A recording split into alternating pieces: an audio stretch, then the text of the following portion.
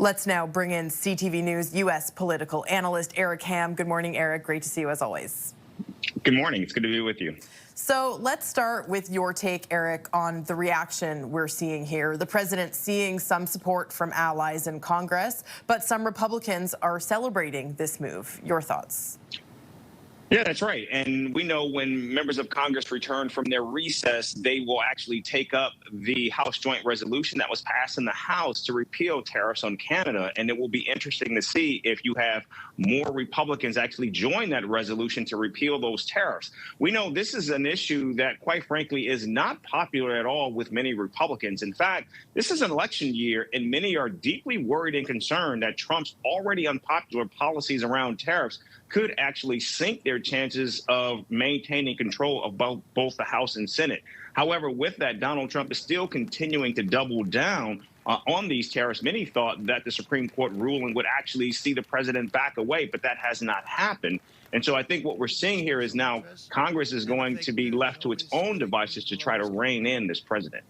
Right. So the president did end up following through on his threat to impose those global 10% tariffs, but these ones are actually more limited.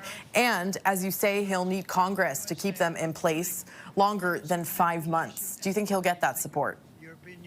Not at all. The last thing members of Congress are going to want to do is to pass legislation that actually adds additional taxes on Americans that are already feeling the brunt of rising prices and rising inflation. Look, Donald Trump right now has the lowest approval rating of any president in history, even lower than his own approval ratings from the first term. And now that he is doubling down on these tariffs, it certainly is not going to help at all. In addition to that, we know that Donald Trump, these tariffs have been not only his signature economic policy at home, but also around the world. And right now we're seeing with this ruling by the Supreme Court, this is going to still make it that much more difficult for President Donald Trump to be able to invoke the level of fear that he has from countries when doing business. Because as you mentioned, the Section 122 tariffs only have a maximum limit in terms of how far the president can go, and they're only allowed to stay in place for 150 days, and then Congress will need to actually ratify them to stay in place. And it's very, very unlikely members of Congress, even Republicans, are going to do that. What this does, however, is this pits Donald Trump's base against itself, which we could see a much larger civil war breakout within the Republican Party as they head into an all-important election. Eric, something to note here is that the new 10% tariff does not impact any goods that are compliant with the CUSMA agreement. Does this tell us anything about the renegotiation of the deal to you, or should we not really read into it in that way? Well, I think we know that both all three governments were certainly looking for leverage going into this review.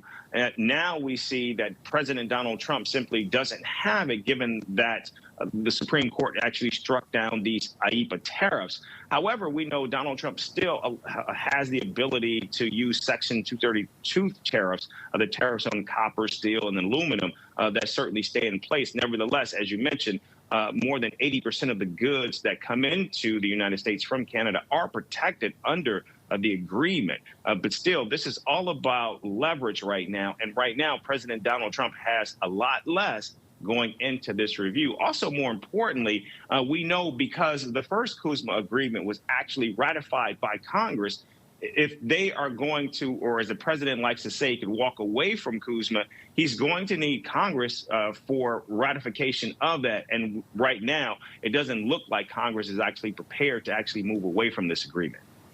Eric, we all saw the president was quite upset yesterday, going so far as to say the families of the justices who struck down his tariffs should be ashamed of them.